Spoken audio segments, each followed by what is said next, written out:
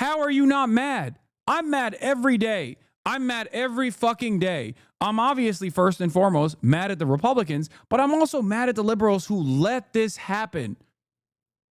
Every fucking 4 years, this happens. Every 4 fucking years.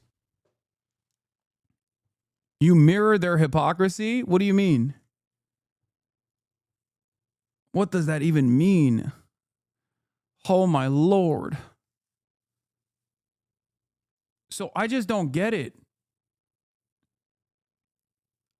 That's why they hate you? You mean I highlight their hypocrisy?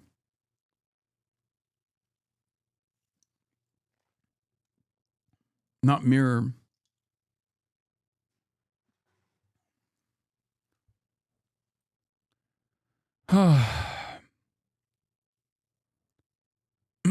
New statement from Brian Romick, President and CEO of Democratic Majority for Israel, on the DNC's vote to reject the Gaza resolution.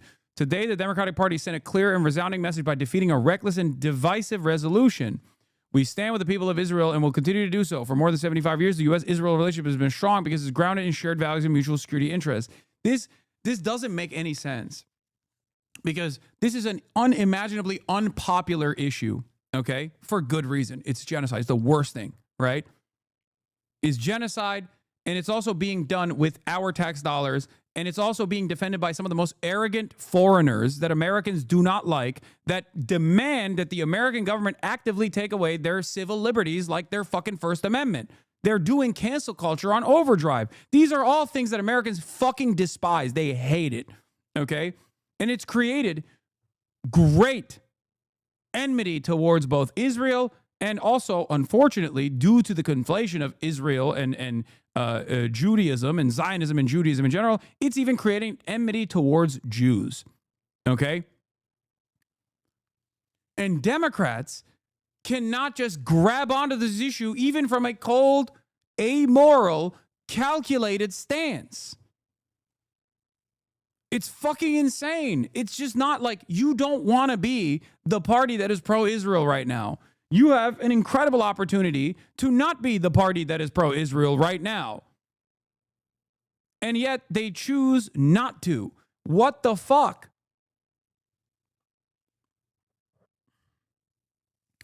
We cannot forget how we got here. Hamas started this war and continues to hold 50 hostages. Passing this resolution would have been a gift to Republicans, further divided our party, and rewarded Hamas's brutality. It would not have been. This is, of course, once again, the CEO of the Democratic Majority for Israel.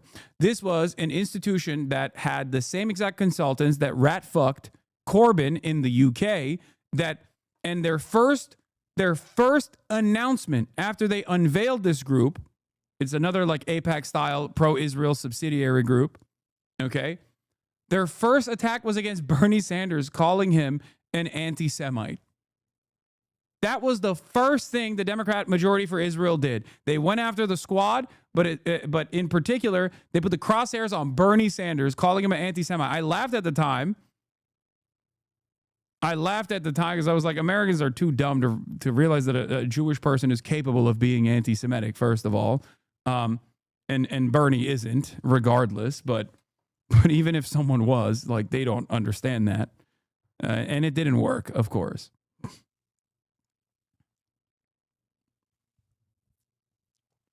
If you want to understand what this institution was invested in, okay? Now, we're also going to talk about another thing that just came out. Isaac Chodener, as you guys know, from The New Yorker, is famous for these scathing Q&As that he does. And the reason why it's... This is a war that former defense minister Netanyahu has referred to as an ethnic cleansing. Whether you agree with this characterization or not, there is a certain point at which the U.S. could choose to stop helping Israel. Your answer is almost tautological, right? Biden wasn't going to do this, so he couldn't do this. Isaac, I think you have to put things in the perspective of the time frame. We're talking about late 2023, early 2024, up until 2025. We engaged with Israel on military tactics in a very direct way. No, they didn't. Take the decision to proceed in Rafah in May 2024. More than 1 million Palestinians, many of whom had congregated in Rafah in the first month of the war, fled to the city during the offensive, he writes in brackets.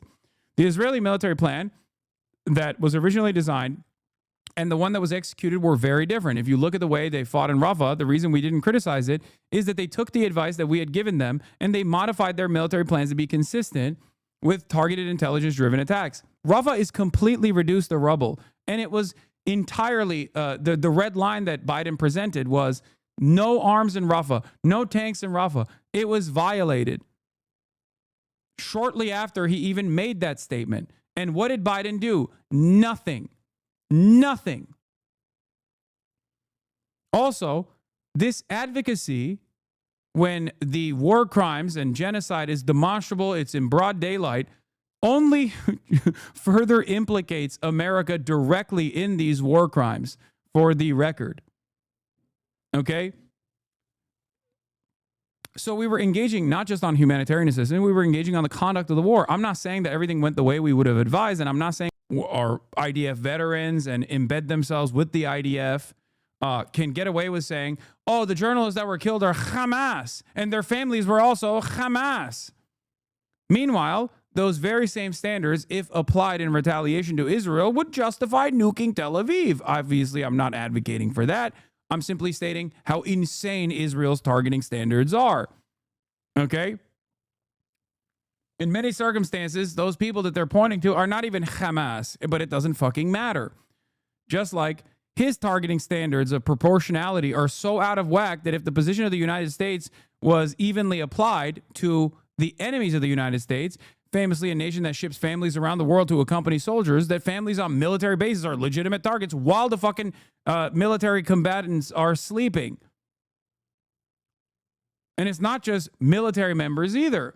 It's also politicians as well. Okay, politicians and their family members. It's academics and their family members. It's just straight up journalists and their fucking family members. You can kill anyone and everyone on the planet because the goals of Israel is not to conduct a war with the standards that were designed for war. I know all war is a crime. I'm not talking about that right now. The goal of Israel is something different. It's genocide. And that's precisely the reason why all of this posturing, all of this like proportionality arguments and whatnot fall by the wayside when you look at the actual targeting, when you look at who they're killing. Okay? That's it. It's fucking ridiculous. It's objectively ridiculous. We'll get to Cracker Barrel later because there's a lot to cover here, okay? Because we got the Epstein shit too. Where Israel and the U.S. stance on and excuse on fighting Hamas comes from, by the way, directly from Israel. Eliminating Hamas. Insights from Sri Lanka's defeat of the Tamil Tigers. Oh, yeah, 100%. I mean, I know Arun is going to get very excited for me to point to this, but this is literally directly coming from an extermination campaign that already took place in under similar circumstances without even the Western world actually. What? Hey, you'll get banned for saying that word again? What word? It's 1-to-1 for all the details that I have seen of it, at least.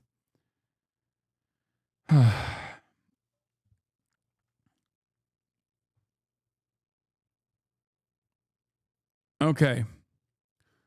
Moving on and continuing with the incidents that took place. Let's get to the mass shooting that took place, okay?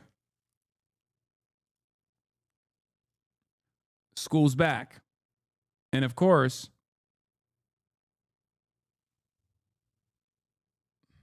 when school's back, that means another thing that is associated with schools in the United States of America is also back, which is school shootings.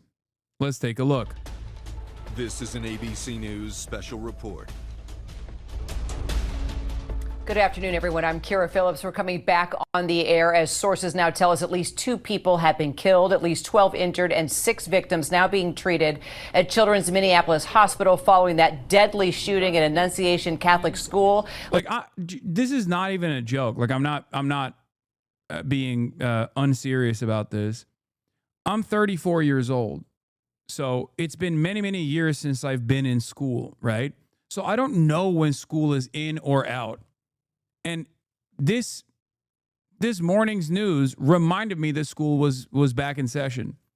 Like, I, as an American, far removed from schooling age, unironically learn about school being back, not from like back to school supply runs or whatever, even though I participated in one recently, but straight up from school shootings. It's fucking insane. Take you straight to the mayor of Minneapolis right now. Those families are suffering immense pain right now. Think of this as if it were your own. Every one of us needs to be wrapping our arms around these families, giving them every ounce that we can muster. These were Minneapolis families. These were American families. And the amount of pain that they are suffering right now is extraordinary. And don't just say this is about thoughts and prayers right now. These kids were literally praying. It was the first week of school. They were in a church. Considered incredible is because he does something that many journalists don't, which is basic follow-up questions. Unfortunately, normal basic journalism, which requires follow-up questions when the person you're interviewing says something unhinged, happens far too little nowadays. And that's precisely the reason why Isaac Chodener is seen as like this incredible journalist, which he does do great journalism if we're being real. Okay. Yeah, the famous Isaac Chodener follow-up is, what did you just say? Can you please elaborate on the Hitlerian thing that you just said? That's usually what he does. And these guys, for some reason, will elaborate.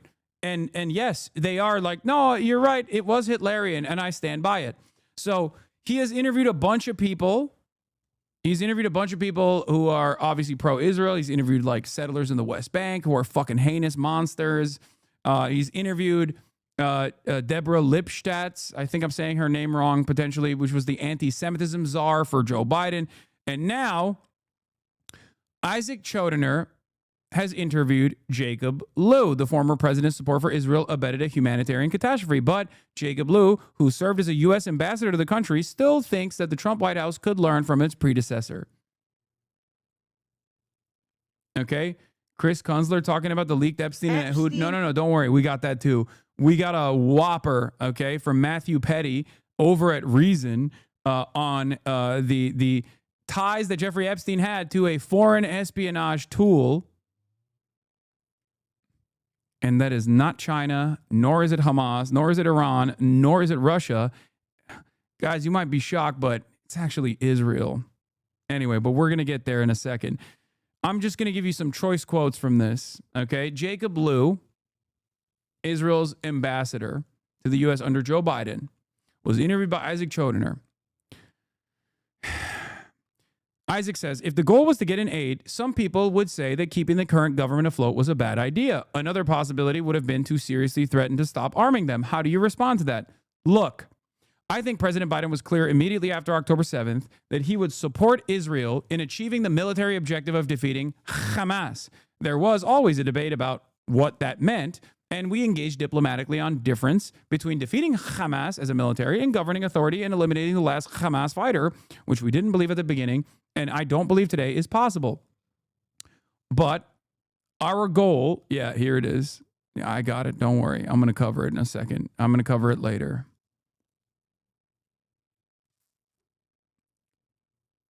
Okay, hold on. Where was it? Oh, here. Okay. That was not something that we use as a general matter to say, if you don't do other things we want, we'll stop defending you. Part of it was that President Biden was so clear in his position that it wouldn't have even been credible. Well, Biden still had the power to do it. I'm not saying he was going to, but he could have, right? Right. But when he was vice president, Joe Biden was famous for saying great powers can't bluff. It was something that is deep inside him. He did bluff, though, over and over again. Every red line was a bluff. His commitment to supporting Israel is in a legitimate, just fight was clear and had to coexist with pressing them on those humanitarian issues. We didn't call them in the middle of the night many times saying, what on earth happened just now? What on earth happened just now? But here, the big part is coming right now. When you would call them in the middle of the night and say, what on earth happened? What was usually the answer? Isaac asks. Also, remember, not only is Jacob Lew admitting to perpetrating a genocide and perpetuating it and giving the arms to do so, he's also presenting this in the dumbest way possible, where he's like, Israel just kept duping us. It's so silly. Doy, we said every time. Like, you're not Speedrunner, okay? You're not the Coyote. You're not Wile E. Coyote. And Israel is just like consistently drawing tunnels on the side of a fucking mountain. What the fuck is this? Or Speedrunner, Roadrunner, whatever. I fucked it up. But you know what I mean. You know what I mean. If I can fucking see it from where I'm standing, and I'm a goddamn Twitch streamer, you can see it there. You have a lot more intelligence than I do. My mother-in-law says she doesn't like how shouty you are and that you remind her of Rush Limbaugh. I couldn't figure out what to say in response. Tell her I am just like Rush Limbaugh, except I don't have brain worms, both literally and figuratively.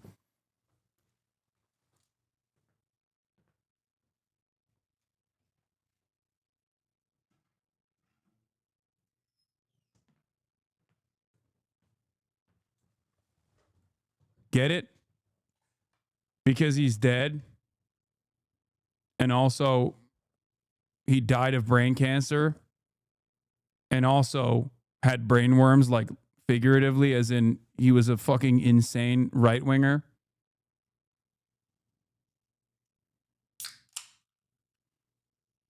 Also deep holes in his brain because he just did a fuck ton of drugs.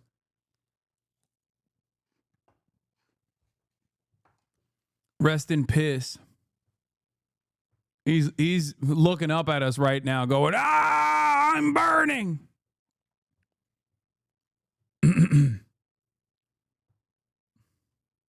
Why are there no oxys down here? That's what he's saying.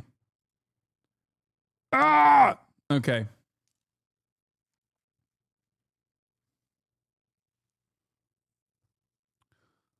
The general pattern, Jacob Lew responds, was that in the moment, stories were inaccurate and that the Israeli military and government establishment were not in a position to fully explain it yet. We could almost never get answers that explained what happened before the story was fully framed in international media. And then, when the facts were fully developed, it turned out that the casualties were much lower, the number of civilians was much lower, and in many cases, the children were children of Hamas fighters, not children taking cover in places. To which Isaac responds with, sorry, what did you just say? To which Jacob Lew responds with, in many cases, the original number of casualties, he cuts him off and he says, no, I meant the thing about who the children were. They were often the children of the fighters themselves. And therefore, what follows from that, he responds with, what follows is that whether or not it was a legitimate military target flows from the population that's there. Hold on, Mr. Secretary. That's not, in fact, correct, right? Whether it's a legitimate target has to do with all kinds of things like proportionality. It doesn't matter if the kids are the kids of. He stops him. Jacob Lew stops Isaac from even further elaborating on his question to say, if you're in a command and control center, that's different than if it's a school that's emptied out and innocent civilians are taking shelter there. If you're the commander of a Hamas unit and you bring your family to a military site, that's different. I'm not saying everything fits into that, and I'm not saying it's not a tragedy.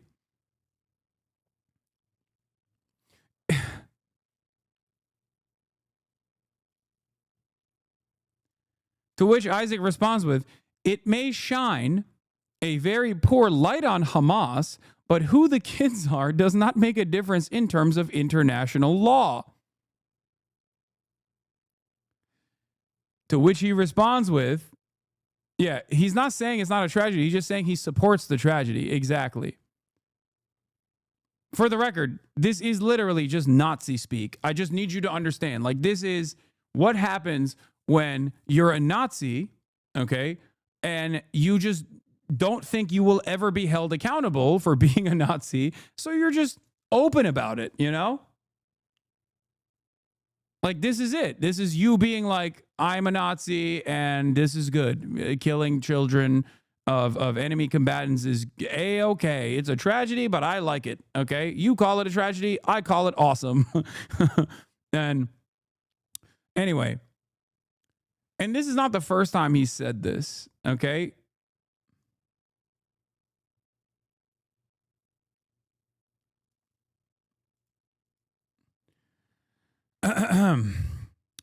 It is not the simple question that it originally appears to be when the initial report makes it sound like the target was just an empty school that families took cover in. In some cases, I'm not aware of the full explanations because when I left, we were still asking questions to get more detail and saying to them that they have to be able to explain these things. He's literally saying we would offer them protective cover and then demand they at least get their shit straight by at least bringing up one Hamas militant or just someone that they lied was a Hamas militant or some shit.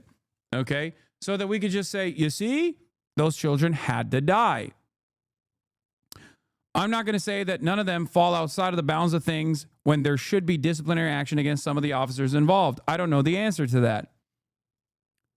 Of course, once again, it's okay to murder children if their parents are your enemies is a precedent set by the Obama administration when Lou was Obama's chief of staff. Robert Gibbs says, Anwar al-Awlaki's son, killed by drone strike, needs far more responsible father. Okay? And also, if you want to see his fucking quote, he said the exact same shit in the Times of Israel all the way back in January. People tend to focus the day something happens. The media that is presenting a pro-Hamas perspective is out instantaneously telling a story. It tells a story that is, over time, shown not to be completely accurate. It is verbatim the same quote he gave the Times of Israel. 35 children were killed. Well, it wasn't 35 children. It was many fewer. The children who were killed turned out to have been the children of Hamas fighters. Not in every case, but we try to keep that information flowing. But the press moves on. The world moves on. And in policy circles, you can keep people focused saying it's bad, but it wasn't quite what it sounded like. In the world's eye, the first story out there is the one that creates an impression.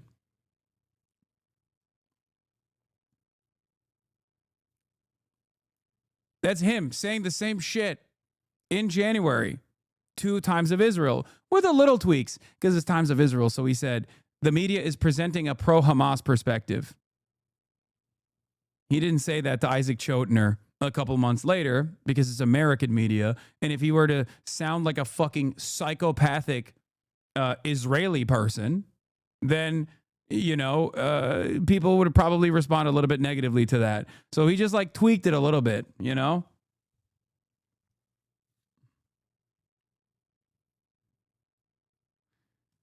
Nice. Anyway, the investigations editor of The Prospect, also in the aftermath of this interview, came out and got a quote from the State Department. State Department folks told me Lou was way, way more genocidal and influential than Blinken. Naturally, he also ran the fucking Treasury Department under Obama.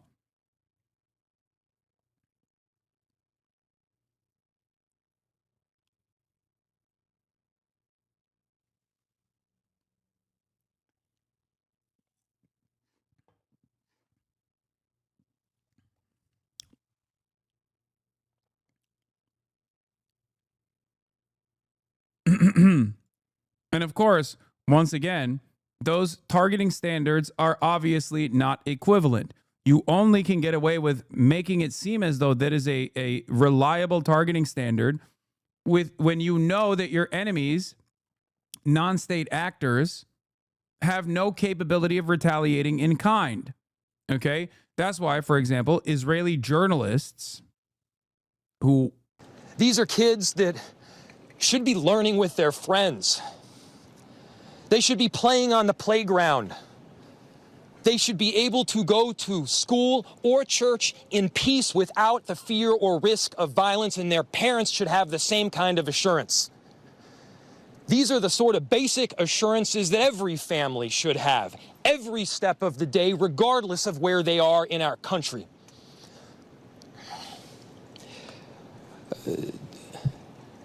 I'm so deeply saddened, and I'm so sorry to the families that I know are suffering. Okay, I'm skipping Jacob Fry. I don't really care what he has to say. All right, let's get the details of what took place. Children that are at worst just before. I am the Minneapolis police chief. Earlier today, just before 8:30 a.m., our city experienced an unthinkable tragedy. Minneapolis police officers responded to a report of a shooting at a mass that was happening at the Annunciation Roman Catholic Church on the block behind me. This worship service was marking the first week of school for children that are attending the Annunciation Catholic School.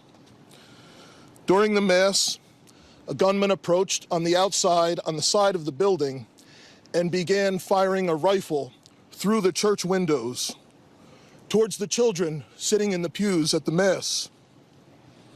Shooting through the windows, he struck children and worshipers that were inside the building. The shooter was armed with a rifle, a shotgun, and a pistol. This was a deliberate act of violence against innocent children and other people worshiping. Bro, they got yeeted so fast. Are you kidding me? Like, your mods are gone. What's going on? You know, with conversion therapy, this wouldn't have happened. Can't handle the facts. Trans people aren't mentally well. We need to zap their brains back to normal. He already got zapped out of existence. He's gone. He got a site-wide ban already.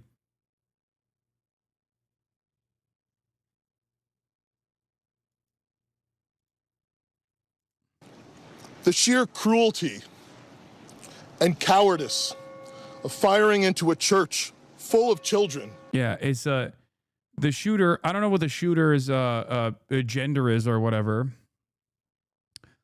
but I have seen a bunch of groiper posting from the shooter. So of course you're gonna have a bunch of the exact same people that have the exact same worldview as the shooter, who literally pollute the same circles as the shooter, who egg on people just like that shooter to do the mass shooting that they did, to turn around and be like, no, this was a woke libtard trans person. So, you know, it's the classic David the PP equation, right? When he went in and tried to kill Nancy Pelosi and then tried to kill Paul Pelosi. Every single person that looks exactly like that fucking dude, who believes the exact same shit that fucking dude believes, who knows that fucking dude online, probably anonymously, turned around and was like, nah, that's not one of us, dog. He's gay. He's woke and gay. That's not one of us. That's literally, it's just the method. This is the meta. This is what they do all the time.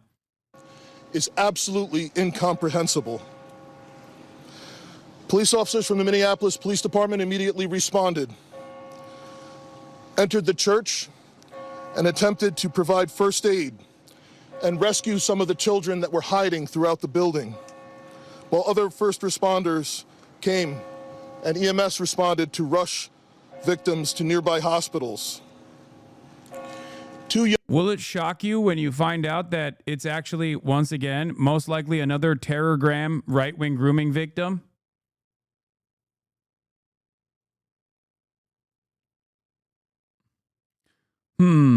So interesting. It's another 09A, 9 angles, 716 terrorgram situation. How? That's so shocking. I'm so shocked. Okay. Of course, the fucking dude was a groiper. What are we talking about? Yeah, another nihilistic, terminally online Nazi with incoherent politics, a love for weapons, and an obsession with Russia, Germany, esotericism, and online memes. This has been like 70% of all shooters in the past decade. Of course, guns are the main problem, but we got to do something about this shit too. Yeah. This is literally how it works every time, bro. What the fuck? What does it have to be? 100% of the shooters until people go, hey, a lot of this like crazy esoteric Nazi shit that exists on the internet is probably leading people to just go out and do heinous acts of violence. Maybe we need to, I don't know, talk to our children, fix this problem a little bit. Young children, ages 8 and 10, were killed where they sat in the pews. Their parents have been notified. 17 other people were injured, 14 of them being children. 2 of those children are in critical condition.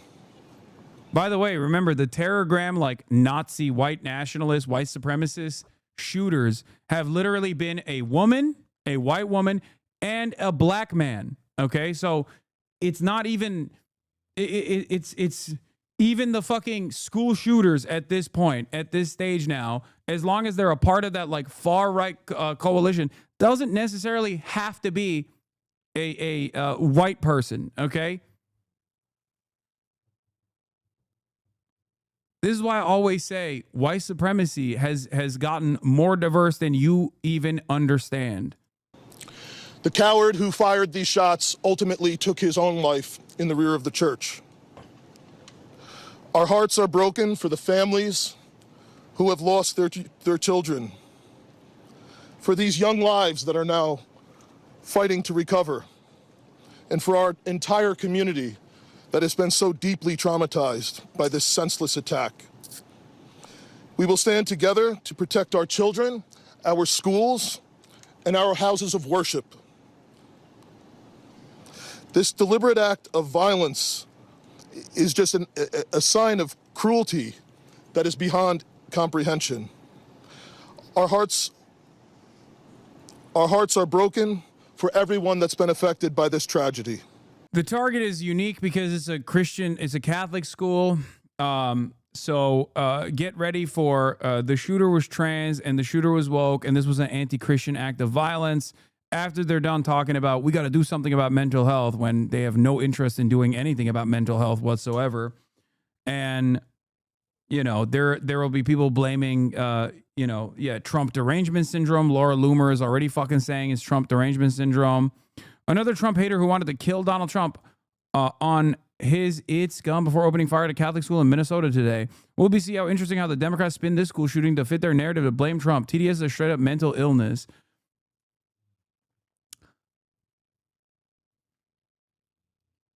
Two for two. Even fucking Ryan Ruth. Both of the people that were apprehended in the election cycle for either shooting Trump like in the ear or killed in the process, or tried to assassinate Trump at the golf course, were either former Trump supporters and Trump voters, or were literally fucking active Republican Party members. Like, what are we talking about? They were both Republican. Not that it fucking matters. But like, these guys just, they like Trump and then they get fucking bored, okay? And then they're like, well, I got a gun and a proclivity towards violence, so I might as well do something with it.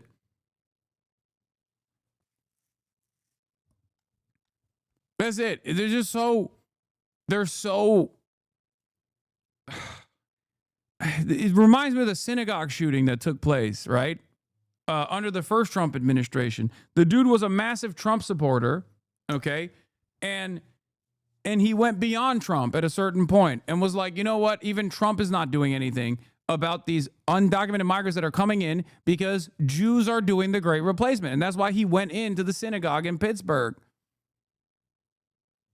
He got hopped up on fucking fumes off of being pro-Trump and being pro-Tucker Carlson, and he listened to what Tucker Carlson and Trump were saying, and he took matters into his own hands in this heinous act. As we begin the difficult path of healing, I want the community to know this, that even in the face of such evil, the Minneapolis Police Department and all of our law enforcement partners stand with our community. We stand with these families and with this parish. We will continue to be here for you. With that, the investigation is obviously in its preliminary stages, and I will attempt to take some questions to provide further information. Chief, what can you tell us about the suspect in this case? How old was he? Any kind of motivation? Also, these like esoteric far-right groups are becoming increasingly undecipherable in their political worldview. It's just directionally on the far right. But sometimes they're so fucking far right that they just like end up hating Donald Trump as well. Okay? It's kind of like Nick Fuentes, who hates Donald Trump now. Part of the reason why he hates Donald Trump is because of Israel. The other reason is because, he's not deporting enough Mexicans. Okay? It's just like a literal fucking death cult. I don't know how else to describe it. Notes or any other information you want to So we were looking, the question was, what can be said about the shooter? We believe it is one suspect, a sole shooter. We believe he is deceased. He is in his early 20s, does not have an extensive... This dude was not a Groyper law? What do you mean? How the fuck do you say this dude was not a Groyper? There's images of his guns. There's images of his guns. Like they love writing shit on their guns. The images are like 6 million Jews were not enough. Like yeah, here. Reddit lies. Mass killers deleted this, so I'm uploading it here. Possible images of alleged Minneapolis Catholic shooters' weapons and gear. Where is your God? Get clapped. Okay. They only showed the stuff that doesn't actually directly point to the shooter being like fucking far right. You had a bunch of insane Nazi shit on there. Writing these kinds of names also is another common factor in the terrorgram groups, where they consider these guys to be fallen angels. Like they consider mass shooters to be like heroic figures that they look up to. There's just so I've covered it before. I covered it even when we're talking about the Roblox shit. Remember? They consider them to be like martyrs. They idolize them. They call them saints. Here, Tal Hagen reports some words are censored to avoid this entire post being censored. Breivik, reference to Anders Behring Breivik, perpetrator of the 2011 Norway attacks. Anti-communist, anti-socialist, psychotic, white supremacist Anders Breivik. Breton Forever, reference to Brenton Tarrant, the Christchurch shooter. Again, insanely Islamophobic, white supremacist, the one that famously said, subscribe to PewDiePie before doing the heinous mosque attacks. Okay? Yes, Anders Breivik, you might recall, because I think Asmongold literally made his WoW username and named his WoW username after Anders Breivik back in the day, which is so insane that I initially didn't believe it, but I guess he all but confirmed it in the past. So, like a phoenix, we rise from the ashes, a symbolic, metaphoric statement of rebirth and resilience. FTW, reference to either fuck the world or for the win. 6 million wasn't enough. Reference to anti-Semitic statement regarding the Jews. Born to shit, forced to wipe. Reference is a 2019 meme. FD or FO, I don't know what that is. Burn Israel. Saul Pace, reference. Teen shooter linked to a school threat in Colorado.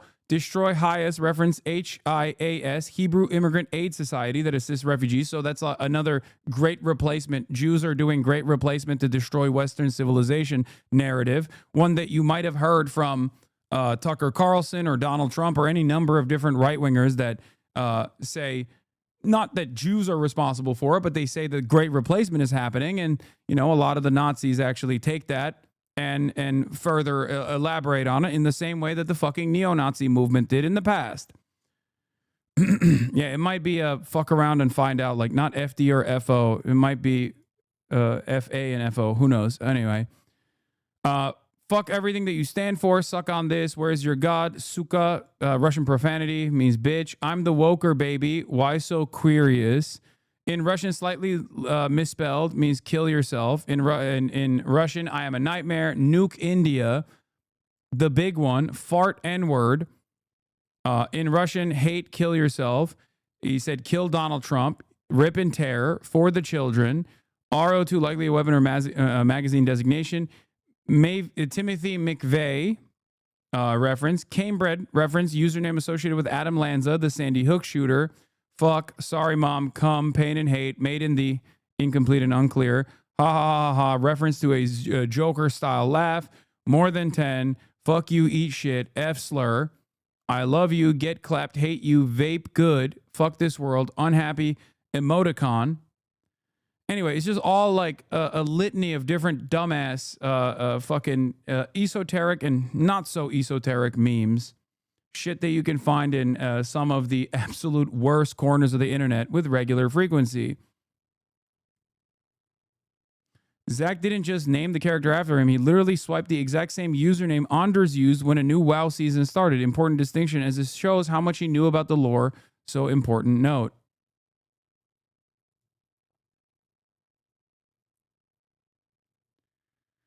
There are many instances that corroborate the existence of these online chat groups where they worship mass shooters and encourage each other to carry out atrocities.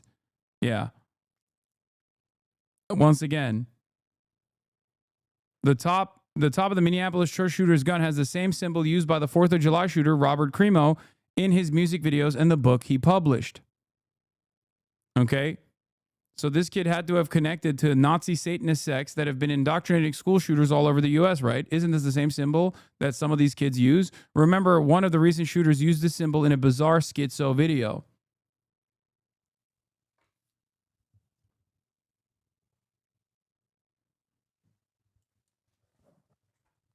Why would a Groyper target a Catholic school? Because some of these guys actually become anti-Christian as well. They think, dude, because first of all, they're insane. Like, what are we talking about? But if you want to understand, like, what variant of psychopathic far-right esoteric Nazism they believe in, these sorts of groups that have had tremendous impact on mass shooting incidents all around the world, not just in the United States of America, by the way, because they operate through Telegram. And on Telegram, they do this.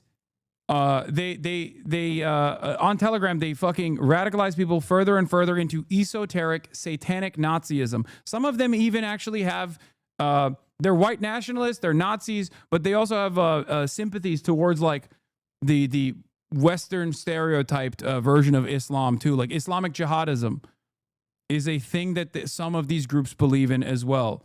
But ultimately, their goal is to you know, kill as many people as possible and go out in this way.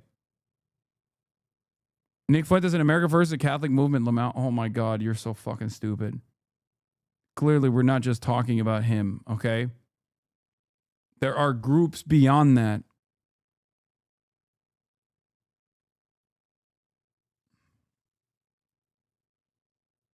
Yeah, there are pagan Nazis, for example. There are pagan Nazis who believe that like Christianity is also a different version of like Judaism. Like Vars Vikernes comes to mind. Or not Var. No, what is his name? I'm saying it wrong. What the fuck? Is it Var? Is Varg, not Vars. Sorry. Varg Vikernes is a guy who is famous for like fucking killing his like band member, stabbing him to death. And yeah, Burzum from Burzum, who famously also had firebombed a bunch of churches. So there is like a lot of pagan Nordic Nazis as well.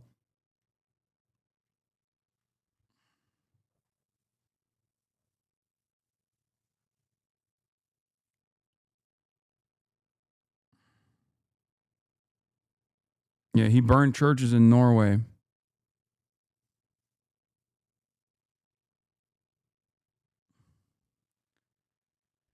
Black metal reference in Hassan's chat. 13-year-old edgy me is spitting on the ground in sight of that name.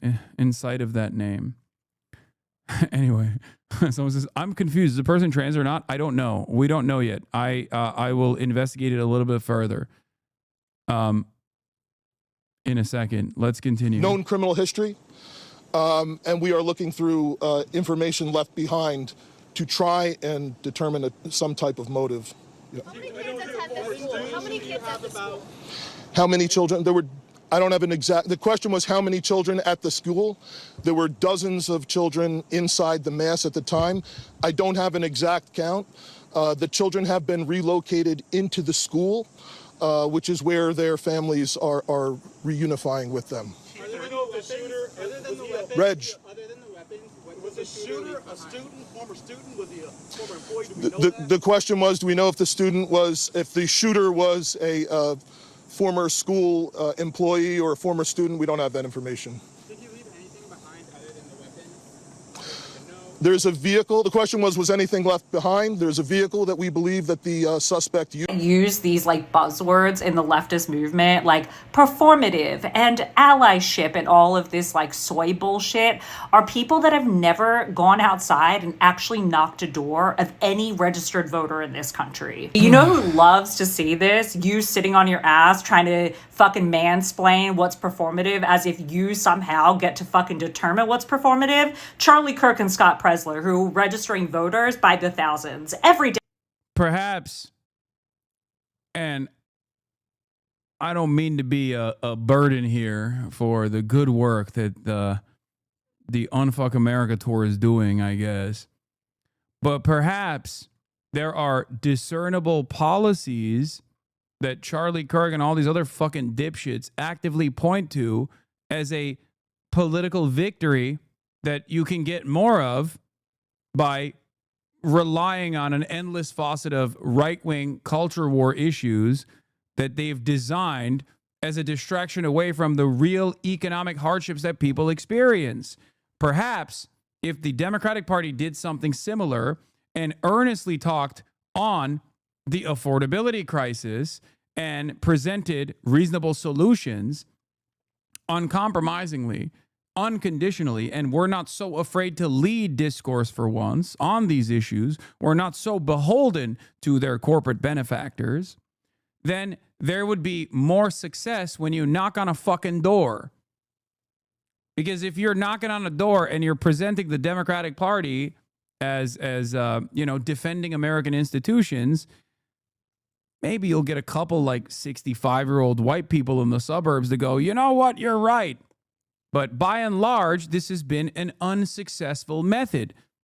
Kamala Harris's defeat to Donald Trump shows how unsuccessful this method was. And yet, instead of learning from that lesson, that devastating defeat of the last election, we're just going, la, la, la, la, la, you're wrong. We're just going to keep door knocking. We're going to hang out with people who are refusing to talk about Israel, that's a major issue, by the way, 92 to 8%.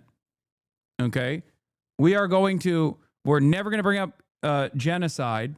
We're never going to bring up a bunch of the things that went wrong with the Democrats and the way that they communicated, the way that they capitulated the right-wing framing on a lot of these issues. We are too afraid to lead. We are too afraid to demonstrate courage when communicating on some of these problems that everyone is experiencing. And we're going to hope that we can win. Well, good luck. In swing states, mind you, like the one that you live in. So I am begging you, stop following these people. Stop engaging with their content. Stop allowing them to make money off of outrage while we are suffering because of policy. And let me leave you with this. There is no allyship in losing elections. There's nothing pretty about that. Know who is actually on your team. And for those of you who actually want to take this seriously. Yeah, once again, your entire goal is to silence the left flank, which is not going to work because you have no motion, right? But it's crazy. Hey, hey guys, there is an active threat to every person's existence in the White House right now. But you know who I care about the most? Leftists, activists that are taking it up to the streets and actively combating against this administration's horrible agenda. Those are the real villains. Don't listen to them. Don't listen to people who demonstrate moral consistency. Please don't do it. Listen to me instead. Someone who's getting paid by the Democratic Party to drive up voter turnout and failing to do so.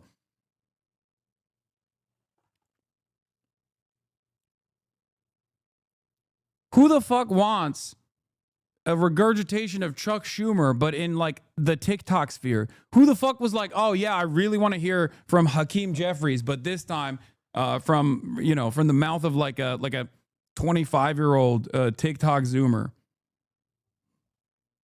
That's what I needed. That's really going to do it this time.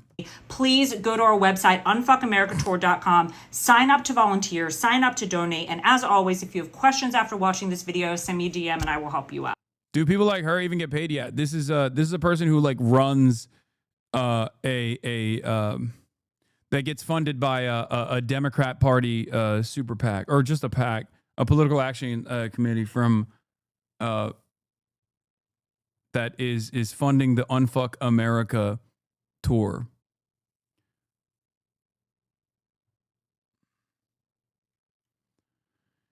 I know it was an iconic moment, but honestly, the way you responded to the person in that vid that was saying you weren't socialist enough is the model example of how to appreciate someone outflanking you.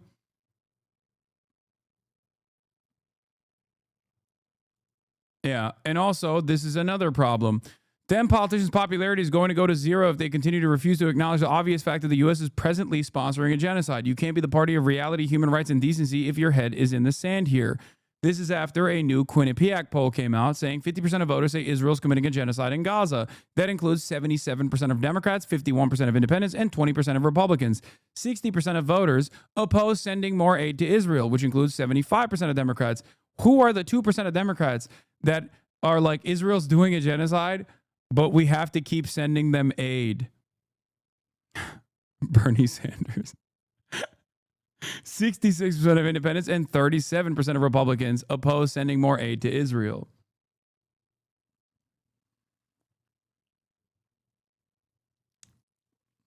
By the way, the public filings of D's PAC, oh, you mean Progressive Victory, shows that they have made multiple payments to basically every one of your haters. They are unfucking America by paying commentary slop tubers. That's a different one. Unfuck America is a different group that the Molestiny is working with.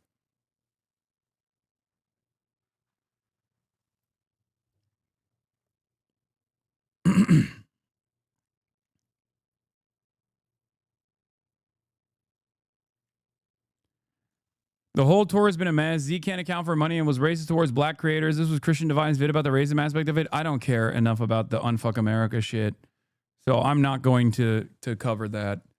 I genuinely don't care. I don't think it has like that much motion in general. I think it's one of those things where it's like it was big on TikTok for a brief moment, but it's just not worth the coverage here. Like, I mean, like I said, they've already shown what their ambitions look like by actively presenting Molestiny as a major warrior for their cause.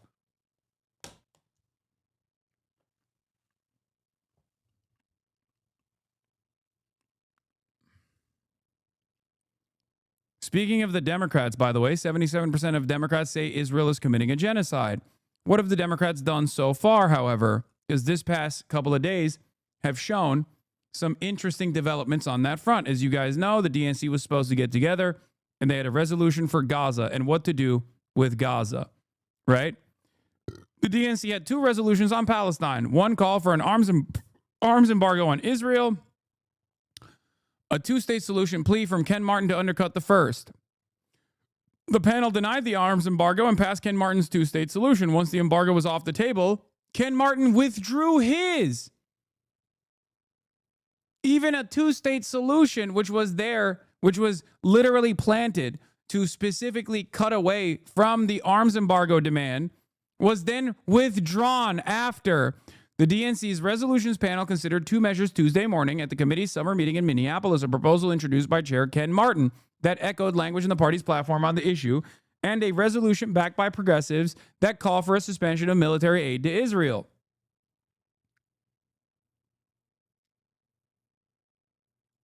I had to listen to some Zoomers telling me Hassan spreads misinformation on Scotty Sire's stream today after Scott said that he wanted to watch a Hassan stream to educate himself. I told Scott not to listen to the haters and inform himself. I know. It's so...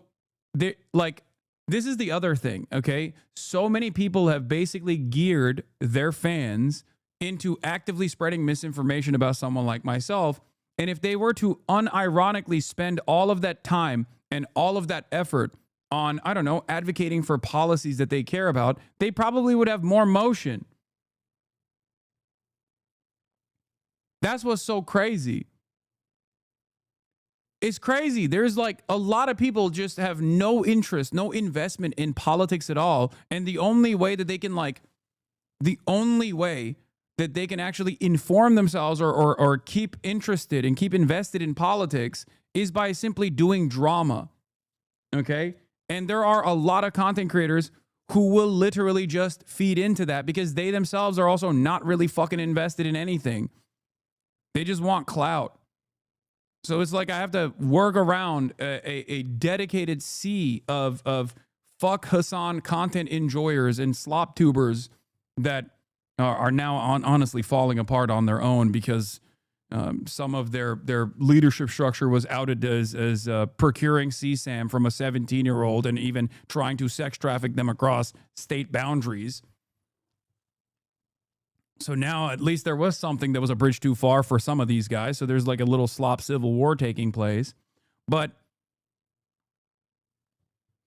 but overall, it's just like this is just an unfortunate side effect of people not really having any sort of political acumen or any sort of fucking political vision.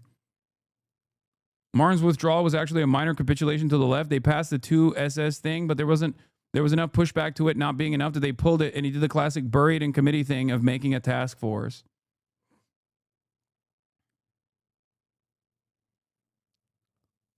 The panel unanimously advanced Martin's resolution and voted down the resolution calling for an arms embargo. Martin later made the stunning decision to withdraw his resolution to allow further discussion, a motion that was supported by the whole committee. There is nothing to teach establishment Democrats. They know this is genocide. They know their voters don't like it. They don't care. Their careers are built on the Israel lobby money and respecting the status quo. They won't change. Confrontation is the only path they've left open. Okay, so that's one thing that I wanted to show you. Another thing that I wanted to show you as far as like the Democrats getting a reckoning is from Nathan J. Robinson, my goat once again. Representative Wesley Bell explains why he took millions from AIPAC's billionaire backers. Let's take a look while I go pee.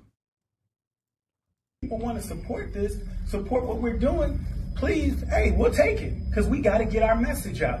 And the bottom line is that in our politics, you know that they're expecting close to a couple $1 billion in these elections coming out.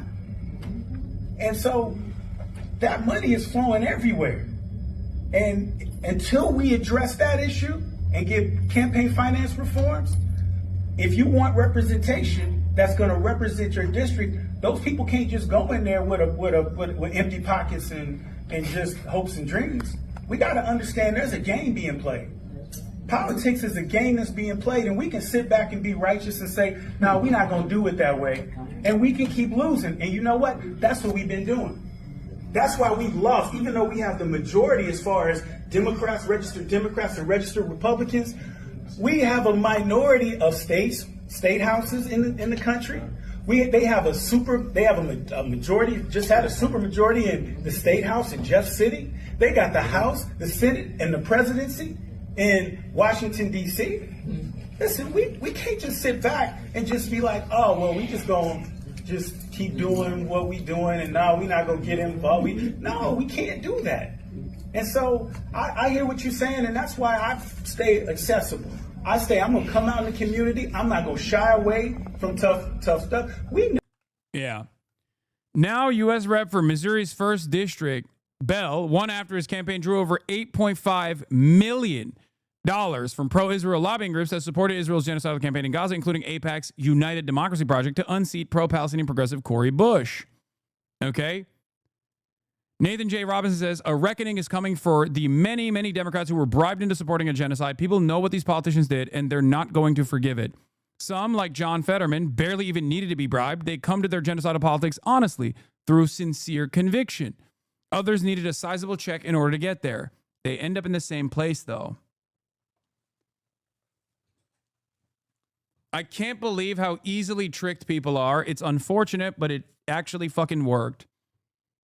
And AIPAC, with its pervasive, disgusting influence over American politics through the most sinister methods, were able to literally farm unimaginable amounts of money into a fucking primary and take out an anti-Israel candidate from the equation who was a far better congressperson than this fucking dipshit ever will be.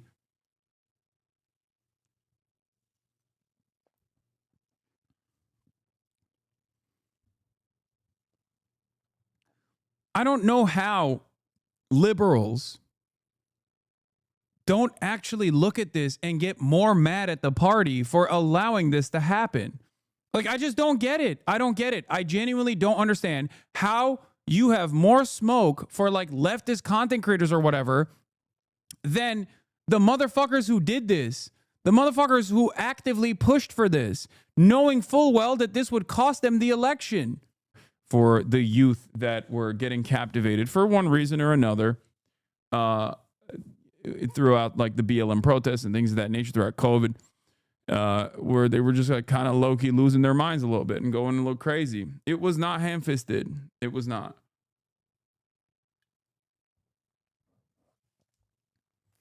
I don't think it was ham-fisted at all. Also, I think one of the hidden undertones of the Ari Aster flick was how much smoke he actually had for like at least the indigenous populations that low-key participate in this structure, like at least like the tribal leaders who absolutely play a formative role in like the continuation of corruption while simultaneously using like the environmental concerns as a mechanism for capital. I thought that was also kind of interesting. He had smoke for everybody. He has smoke for every single person involved in American politics, in American day-to-day existence. There was not like, I can't even think of a single person that was like good. Everyone was just truly maxed out on being a silly, cynical, self-interested, totally performative, annoying psychopath. I missed the down hair. You look like a Greek god. Sorry, Turkish. Yeah. Okay. Show the patch. Mike is hiding it. What do you mean? What patch? My gray patch right here.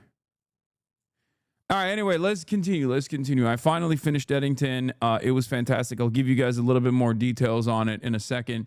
But I would, the shirt patch. I don't even know what it means. Did you think Austin Butler was hot? No. I think he freaks me the fuck out. He is like the true personification of a Yakubian devil, and I think he plays that role of a cult leader so perfectly for that reason. But he genuinely freaks me out. Like there is just something there that like he makes me so uneasy, which makes him a great actor, especially for a role such as that one. But I think it's just like the soulless eyes. I love Emma Stone's horrifying trauma art. Emma Stone was great too. I mean, it was a comedy, right? Like, I don't know what it would be considered. I don't know what Ari Aster billed this as, but it was like a thriller, but also a comedy. It's like a dark Western. It's definitely a Western for sure. Like it fulfills the format of a Western, but then it's like an incredibly dark comedy as well. But yeah, it's great. It's fantastic. Incredible movie. I loved it. It felt like a movie that was made for me and this community for sure. Like almost entirely. Outside of that, woke up early, worked out, didn't hit the numbers that I wanted to hit today. I did 310, but only for 5 as opposed to the 7 I hit last week. So it just kind of hurt my feelings.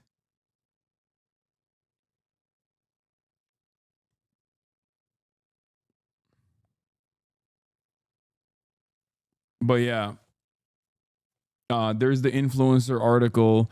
That's a big one. We're obviously going to be talking about that. Anyway, let's blast off right now. And let's get it twisted, okay?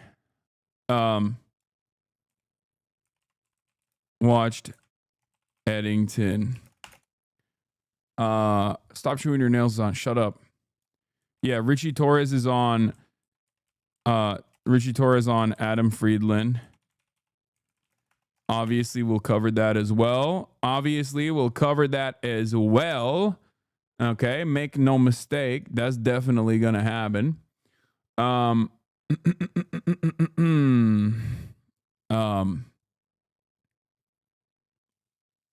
New Isaac Chodiner on Biden Gaza policy. There's that too. There's a school shooting that took place. School shooting in Minneapolis,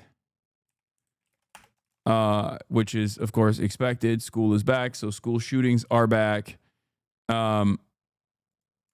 So that's unfortunate. It's an unfortunate reality, but a lot of news today that's fire. I mean, it's not fire. It's on fire potentially. What is this? Demonstrably What's Hassan. insane about this? What's so crazy? What is this? What did you hear what Charlemagne the God had to say about Hakeem Jeffries? Yeah, they call him Apex Shakur. I saw that. That's pretty funny. Okay, hold on. School shooting in Minneapolis. DNC strikes Gaza resolution. Dems pay influencers. Watch anything Richard Torres on Adam Friedland. Gaming later. Get in now. Yeah, Cracker Barrel has fallen. Obviously, Cracker Barrel's no longer woke. Cracker Barrel no longer woke.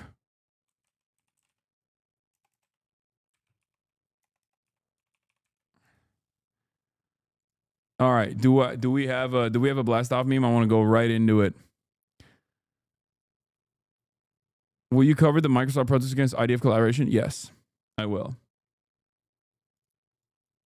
What is this? He already passed on it because it's 2 hours. You need to watch it. Lindsay Ellis video, Miss Rachel in Gaza. Yeah, Lindsay Ellis is great. Miss Rachel is great. I'm most likely not going to watch that because it's 2 hours and 20 minutes long. So I feel like it's just a little bit. It's a little bit longer than I normally would. Playlist if you need it. Thank you for the playlist. Yeah. Okay. Do we have a blast off meme at all? Okay. Treat euthanasia. Okay. Love that. All right. We'll just use that. Fuck it. YOLO. Whatever. I gotta stop saying YOLO. That's such a fail-ennial thing to say. I hate myself. Okay. We're blasting off. I already used the meme. First meme I found because I'm trying to go right into it because there's a lot of news to cover. What is this? Yo, this shit's annoying, but are you planning on playing Peak? Yes. But you guys need to not be like that. I'm going to be honest. Like, if you come in here at like barely 11:18 and you just start blasting Peak requests, like, I'm going to lose it. It's not going to be good. Okay? It's not going to be good for any of us. Is going to be bad for all of us involved. My bear is not here because she's chilling with my mom right now in the backyard. Okay, you can't do that.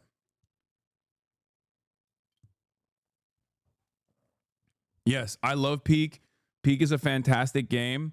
I think it's amazing. Yes, I know. I saw the video of the shooter, the alleged shooter talking about Brandon Herrera and shit. We will do all of that. Yeah, there's a viewer count data analysis. This viewer metrics guy is going crazy.